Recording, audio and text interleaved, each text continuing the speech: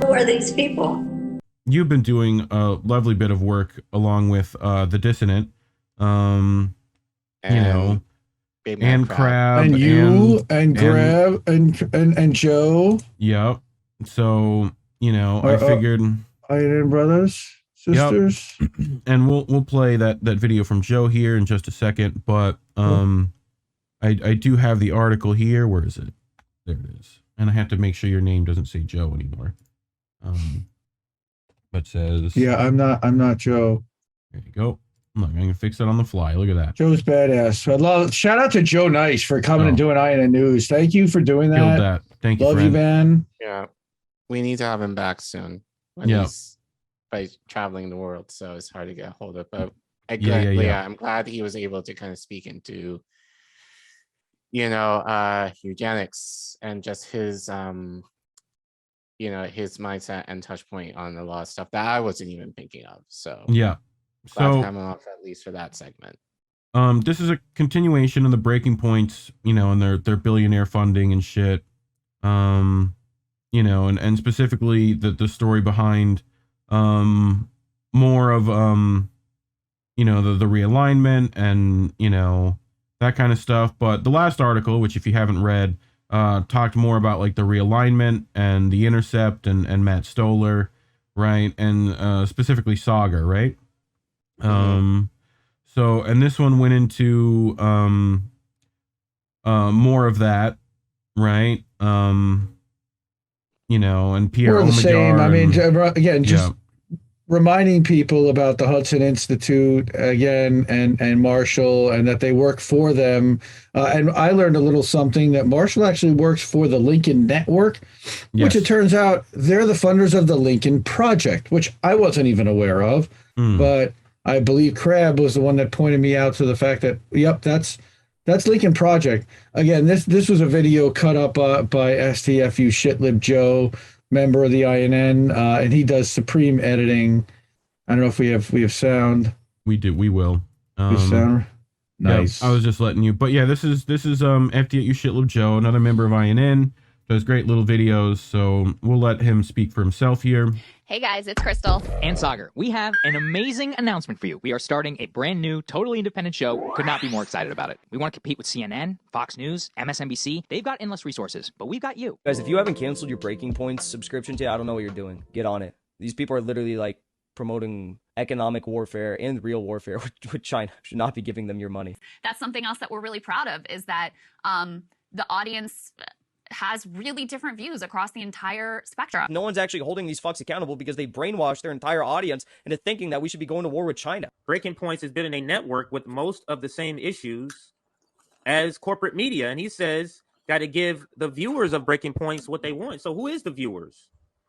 This is a question they've asked. If China were to invade Taiwan, would you support the United States coming to Taiwan's defense? Yeah, that's a right-wing China. 57% said yes. Now we are able to partner with all of these great people. Shut the fuck up, Sagar.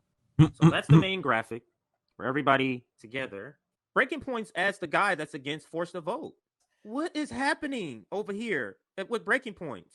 Just weird, like, conflicts of interest of him pushing the Democratic Party, and he happened to be married to a Democrat. And then there was one video I was Rome watching. dying on that is I know hilarious. some Democrats, and I paused it, Nick. I paused it, Rome, and I was like, what do you mean you know so many Democrats? You're fucking a Democrat. Yeah. Breaking Points. Yeah. And Sabrina, a.k.a. Sabby Sab, she Savvy Sabs. the right comment up for That should be a gift. Sabby Sab. for Marshall. Okay. Go fuck yourself, you fucking egghead nerd. I don't give a fuck about your committee shit. Why don't you stop saying that stupid shit?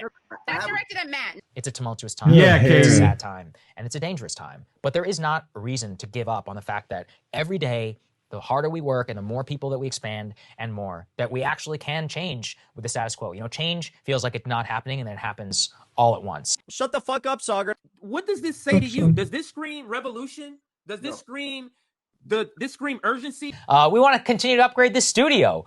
We need to fix some of the lights. Shut the fuck up, Yeah, the Sagar. Not lights. everything's propaganda. Sagar is just an anti-China hack who comes from the Hudson Institute, which is one of the most anti-China conservative think tanks on the planet. So look, guys, if you can help us out, you know, I know how hard you guys work. And I know how hard it is out there, inflation and all that. Shut the fuck up, Sagar. We need to fix some of the lights. Shut the fuck up, Sagar. You know, if you're used to consuming mainstream news content, Yeah. and you're not used to watching YouTube shows, and you see something that has, you know, a more minimalist background or more casual vibe to it, then I think there is a natural instinct to be like, that's not serious, it's not real. They have 80,000 people subscribed to them right now. Think of the minds that they are poisoning. Think about all the rage that people have built up inside of them that they are keeping down. They are wetting out people's fire. And if you can really support us, become a founding member. It's a one-time payment of $1,500. Shut the fuck up, Sagar. So fuck Marshall, fuck Kyle, fuck all these people. These people are our opposition, and we need to treat them like so. Shut the fuck up, Sagar. Who are these people? Yeah. Look at the who are those microphone, by the people? way. I know, right? Look at the microphone in the breaking points and the INN. It's kind of funny. They're pretty similar. Yeah. Yeah, Joe, I love you, Joe. You're the best. I saw that. I was like, shut the fuck up, Sagar. Oh, that's so good. Yeah. Also, just so good. Compton J. Compton J. We should make that GIF. GIF. Yeah. Whatever. Oh, we'll get someone on it. Just that. Yeah. Yeah. So what we're talking about here and the gist of this, and I don't have to read this. You can go to indienewsnetwork.substack.com and read it. But what we're talking about here, first of all, is that they sell the show as independent and user funded only. But most of their wealth and most of their income is funded from either DC think tanks or billionaires or people connected to billionaires, including some of the affiliates like The Intercept, which is funded by Pierre Omidyar, or had been. Yeah. And he funds and destabilizes governments and funds independent, quote unquote, corporate media that is, anti-corporate or anti-establishment, but takes up the second lane so that actual independent media that calls out real corruption and real hegemony and real hypocrisy, those are the ones that end up squashed out and pushed out and demonetized and deplatformed and silenced. And again, all the airspace is gone for them. So what we're talking about, first of all, is obviously because they're paid by these institutes, some of their coverage, again, and not all of it, but you just notice that on some of their talking points, you're gonna hear some of these right-wing and again, it's not just right-wing, but it's militaristic. It's pushing the establishment narrative. It's pushing the military narrative. It's pushing the more money for military. And I don't use defense because it's far from defending us at this point with 800 bases worldwide. Yeah. So when you're pushing for that and you're not offering alternate solutions, okay? So go ahead, Reef. You talk about this. Well, yeah, I was just wanted to mention, we'll follow up from the last article. You discussed briefly Crystal's scam of a pack, the People's House Project, right? Which we also have where we read through that last article on INN News. If you guys want to go back and watch us read through that.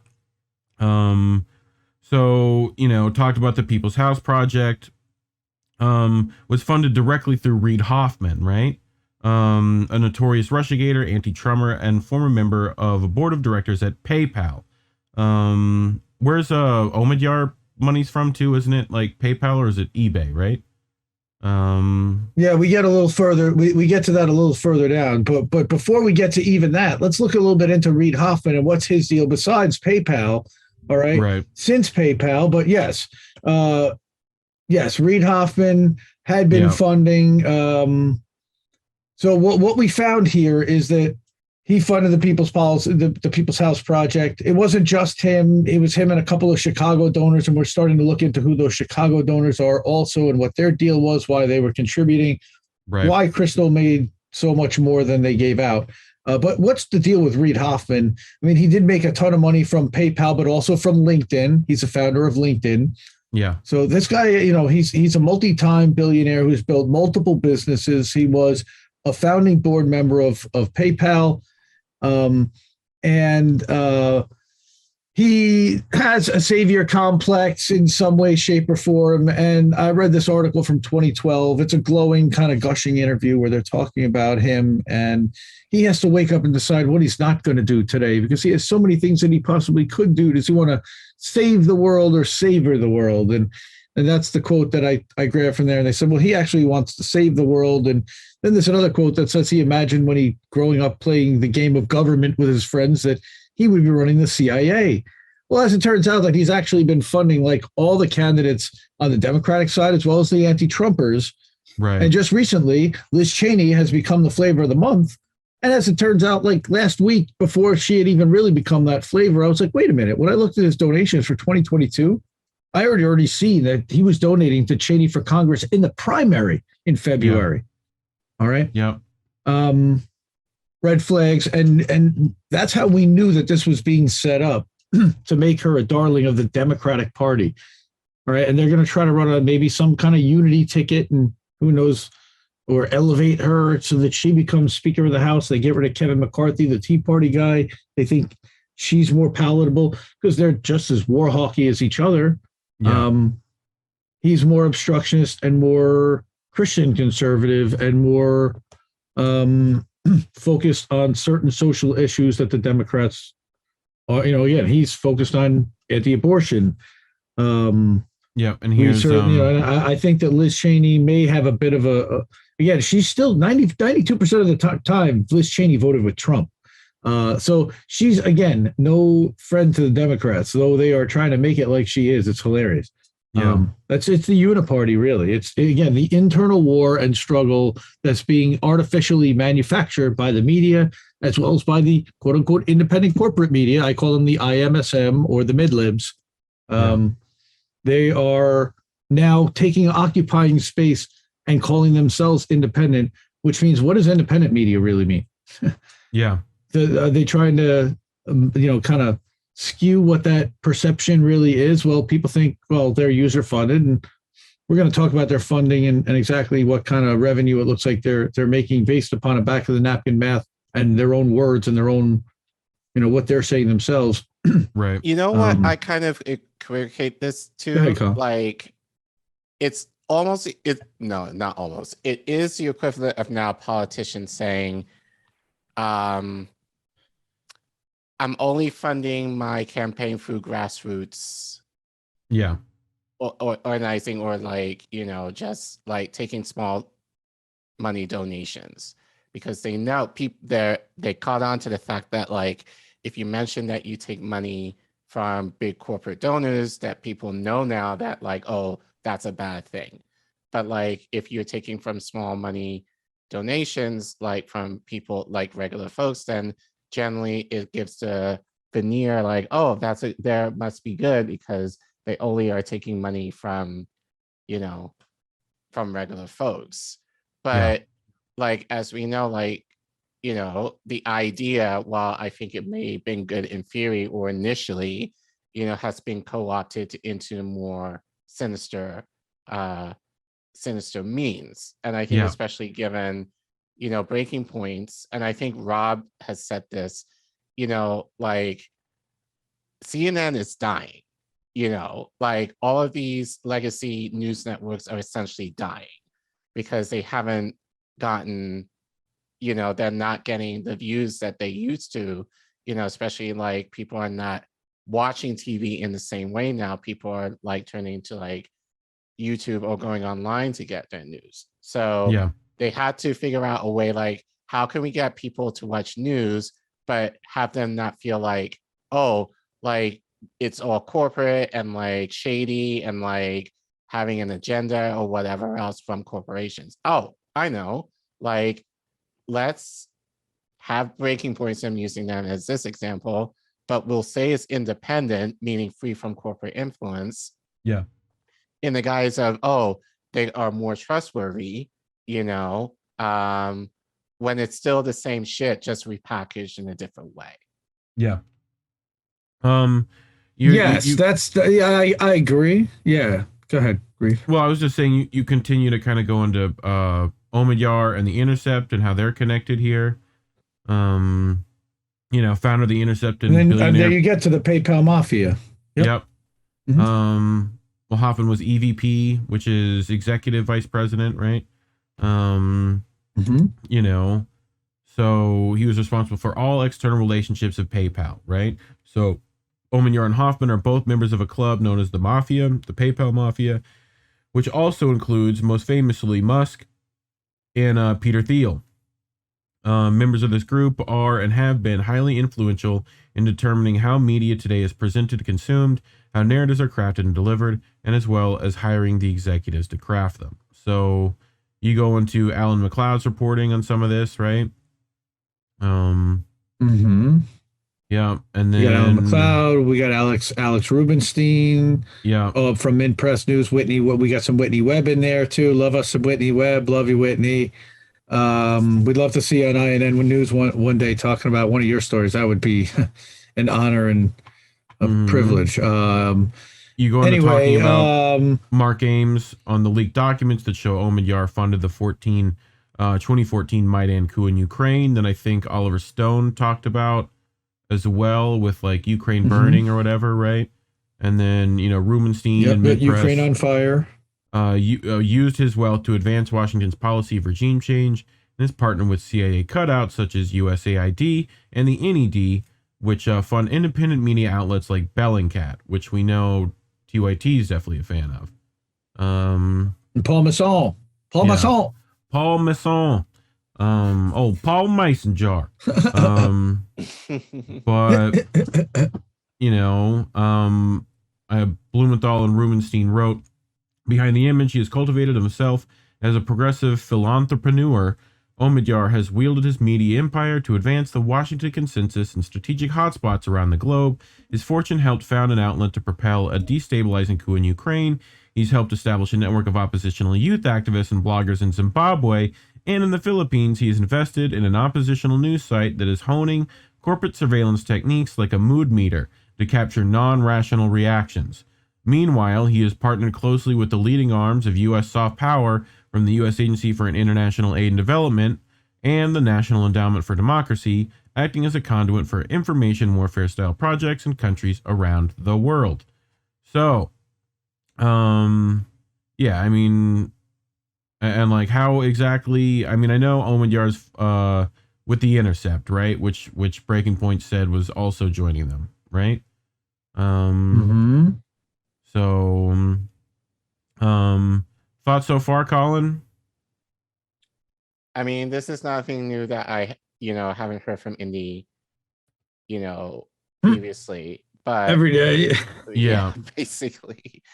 But, again, it's just the idea, it just kind of goes along with what I was saying. It's just like they're just trying to repackage news in a way that doesn't make them suspect to people thinking, oh, this is another corporate-led news site. So it's still the same players. It's just repackaged differently with the guys of, like Sagar and Crystal, who are seen more trustworthy, quote unquote, because they say, oh, we don't take corporate money, and they take our money, in the guise of like, hey, we're supported by you, when we don't ever hear of who's behind the scenes at all, which is on purpose.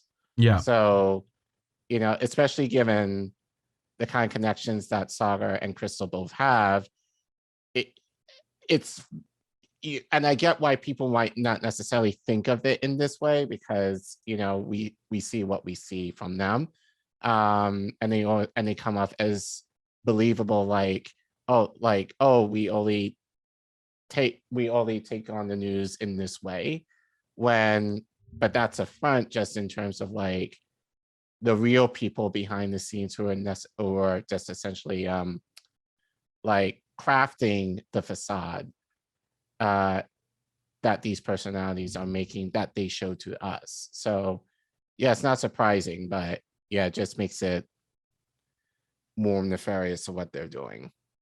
Yeah, so we really only had like, I think there's out of all the people in this group, there's only one of them that had publicly available contact information, right?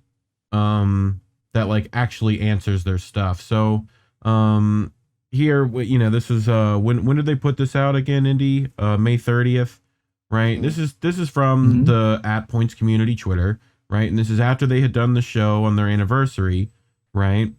And they write, partners of the show elevate breaking points to another level from the contributors of Maximilian Alvarez at The Real News, at Ryan Grimm, and others at The Intercept, on the ground reporting from Jordan Cheriton at Status Poo, and the thoughtful commentaries by Matthew Stoller and at James Lee.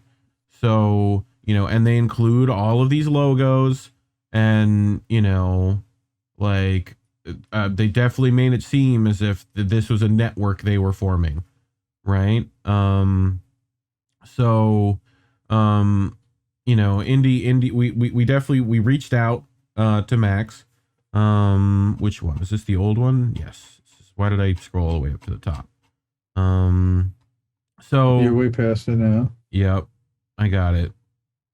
So yeah, since they announced their intent to expand their affiliates during their May 30th anniversary show, some interesting things can happen. You can read Max's full statement about it below, which I will do, but basically he's getting paid as a freelancer on a per video segment produced to cover a topic that Crystal and Sagar don't have expertise in: labor. It was certainly presented as more of a relationship, as you see in this tweet, which, and here's that same tweet, right? So we reached out to Max directly for a statement on his affiliation with Breaking Points, and here it is. My statement is basically an extension of this tweet, which he made on June 1st. Apparently, I need to address a rumor. No, The Real News has not merged with @Points Community. We remain an independent nonprofit network, and all of our stuff is exclusively posted on our channels. I produce a bi-weekly labor video for BP and get paid $300 as a freelancer. That's it. Right. So he replies to me, I think it's perfectly reasonable for folks to have questions about this, and I've been nothing but open with all who ask me about it. I was approached by BP in April and asked if I would be interested in writing, hosting a labor-focused segment every 2 to 3 weeks that would air on the BP YouTube channel. I would basically be a freelance correspondent and get paid $300 per video. If a video went viral and could be monetized, I would get a small percentage of that on top of the $300. But with worker and labor-focused videos, that hardly ever happens. That really is the extent of the partnership. I write all the scripts after work hours, and none of the Real News Network's resources go into producing the BP segments. TRNN is and will remain an independent, viewer-supported, nonprofit news network. BP does not get to publish any of our video, audio, text content. We don't get to publish any of theirs. They get no like logos, I would imagine. They get no money from us. We get none from them. The payment for each segment goes to me as the freelancer. I was agreed that I would be able to highlight clips from TRNN reports, or it was agreed, with a company TRNN branding in my segments if I so wished. But those clips would be integrated into a segment independently produced and published by the BP team. I said yes because of an opportunity to highlight the reporting we do at The Real News and to help the workers' stories we spend so much time and effort on reach a broader audience. For all the time, effort, and resources we pour into our labor coverage every week at TRNN, getting people to watch, listen, to read, and support that reporting is a never-ending struggle, and we, specifically me, are not serving the workers who entrust us with their stories if we are not doing everything we can to make sure people actually see them.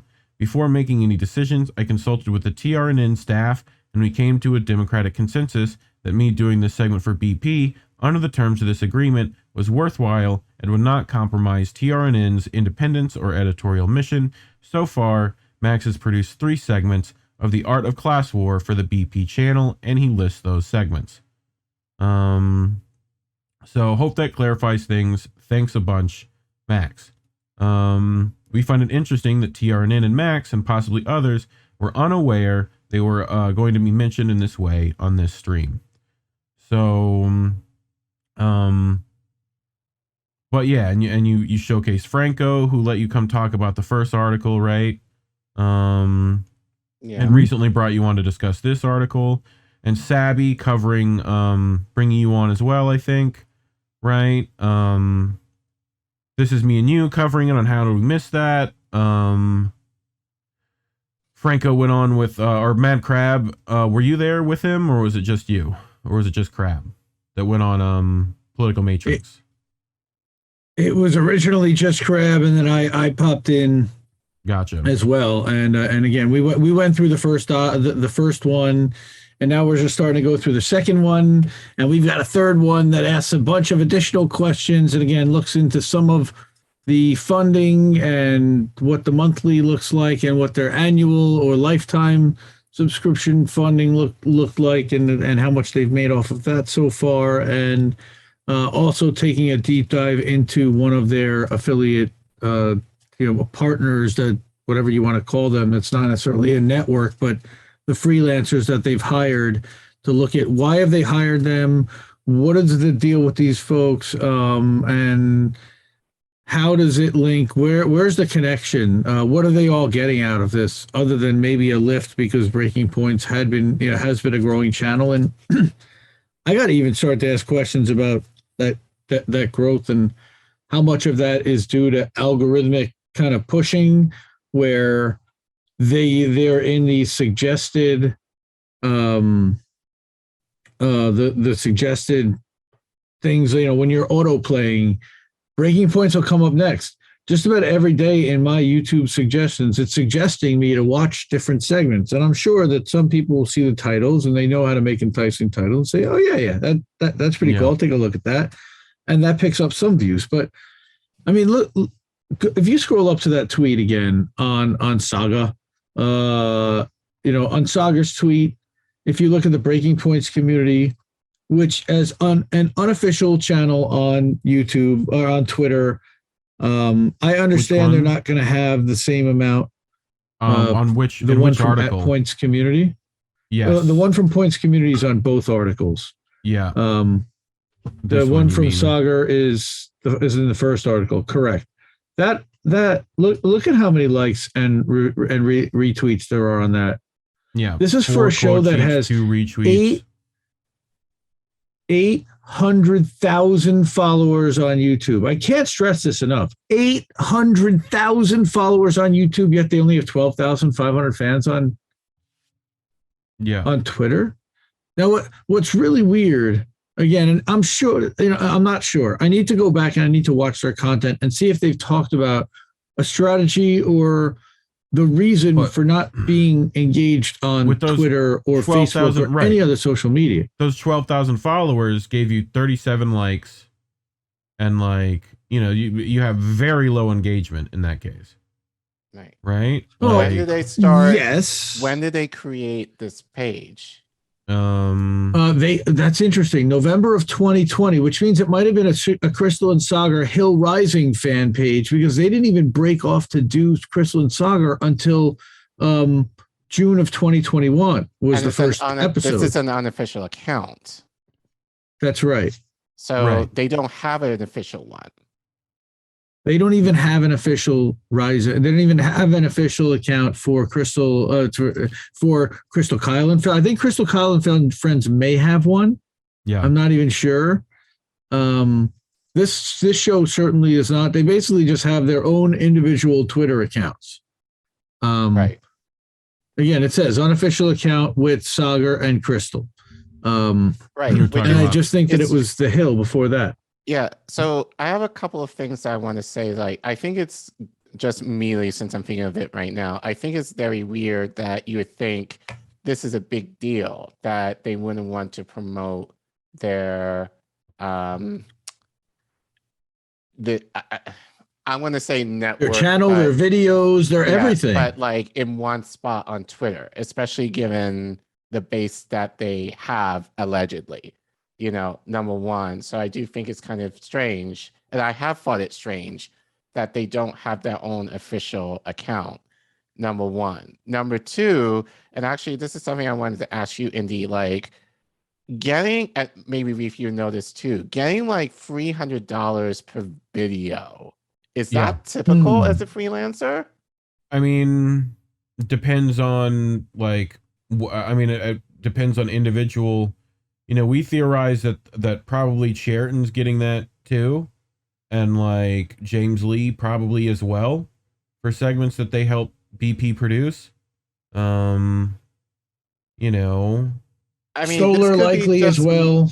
Yeah, it just seems just like me, but that seems cheap to me. I think so too. I totally in some agree with you regard. there, and that's something that you're teasing. What you're burying the lead. Come on, that's in the next one. Great minds think alike. Yeah, no, yeah, we're certainly we're certainly wondering that, and in a show that's making a few. Yeah, I'm few only saying $100,000 a that month. given like being in this space and working with you guys, I think especially for INN, like for the last few months, like the work that I think, and we don't even do to the degree that I'm sure Max has to do in like editing and like creating thumbnails and reporting and gathering interviews and putting them together, and like that's a lot of work for $300. Like to sit at a computer and edit for like several hours just to get like a 3-minute clip takes a long time, you know? So it just seems very cheap to me that they only get $300 plus monetization from their channel, which is not going to be very much really relatively. So yeah, that just sounds equivalent of like what a bartender might make like with a base salary plus tips. Yeah. So that was just my only comment. Like it just seems cheap to me. No, not arguing with that. I do think that they are considering what the show is making on a monthly basis. If they're going to have somebody doing a recurring spot, if you're going to pay them at all. Now, we have a question about whether they should be even paying them to do any spots and do that kind of reporting. I mean, look, we don't get paid by anybody other than our users ourselves. These guys all have their own independent channels. They all have Patreons. They all have Substacks. They all have funding. Everybody's got funding here. I mean, save for a couple of them. And Stabby Sabs paid me $20 to do a stream for her one time, and I felt bad even asking for that. So like, you know, 300 a pop. I definitely think I would bankrupt all of RBN if I was trying to ask that, you know? Right. So, I mean, but for something like Breaking Points, it should be fairly easy when they're still monetized to some degree. Like, again, I'm not saying that they should be working for free or they should be doing this completely for zero money at all. Okay. Yeah. I'm saying that if they're going to be making what they're making, that they should definitely share the wealth. I think that they are telling these folks that, look, you're going to be getting a bump off a channel that's growing, that is either way, way larger than yours, multiple times the size, or that is growing when your channel's growth has been stagnant for X amount of time, or giving visibility to your writing where on a show that's growing and that's getting close to, you know, that's over 800,000 subscribers on YouTube alone. And again, what's funny and what's fishy is, where are they on Rockfin? Are they on Rumble? Are they on Twitter? Are they on Twitch? They're on YouTube. They're on one platform, monetized, and they're a podcast. They're, well, they're not just monetized, but what I think one of my theories is they are trying to go to become, but YouTube partnership. The YouTube partnership that Kyle had with TYT is the reason why his channel was growing. Right. Once he left that partnership, his channel stopped. So what he wants to do is figure out a way to get Breaking Points and their network of partners a YouTube partnership, so that his channel and all the other channels that are part of that network start growing to the level that a TYT does. But you got to play ball with YouTube. You got to play ball with the algorithm. You got to play ball with corporate media. You got to play ball with advertisers. We're not willing to do any of that, which is why we look for alternate platforms. These guys have decided not to. But I think even with that, like, and just thinking about, you know, like Max Alvarez and his channel, like his network, like the fact, like their content is not going to be heavily highlighted at all. No. Like, so to me, like Crystal and Saga talk about basically like more or less mainstream within the independent, you know, circles generally, you know, they're not going to be talking about like labor and activism all that much. No. So like that's a feature that is only going to be featured once a month, if that.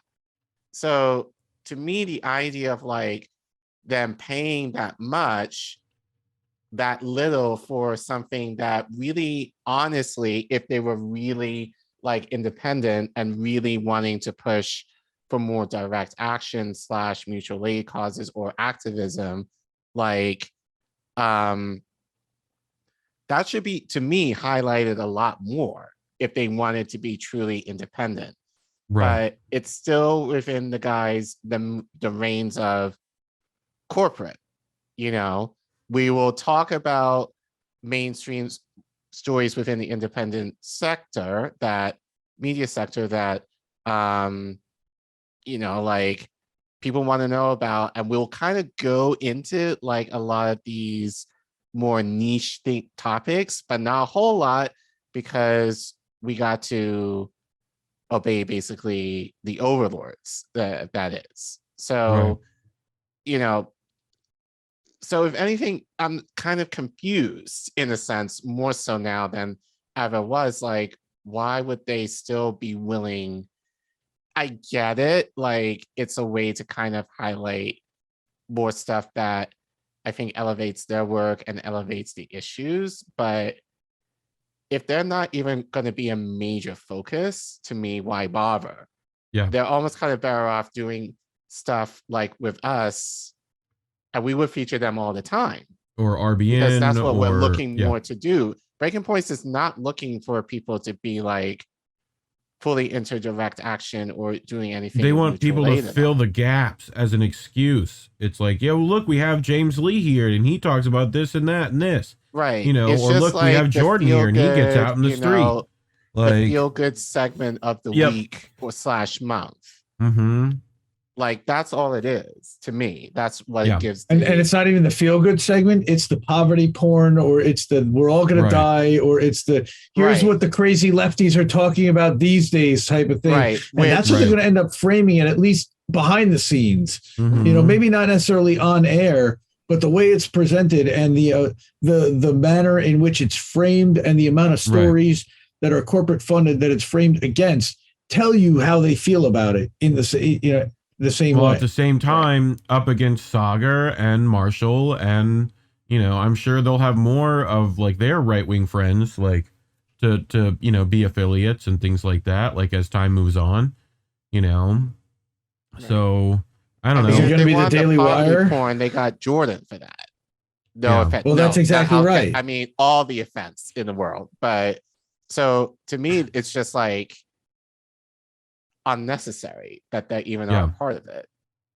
Well, I think if you do pin yourself as an independent and you pride yourself on that, you might avoid these people, because it might affect how people view your like reporting in the future. And we run into this frequently ourselves.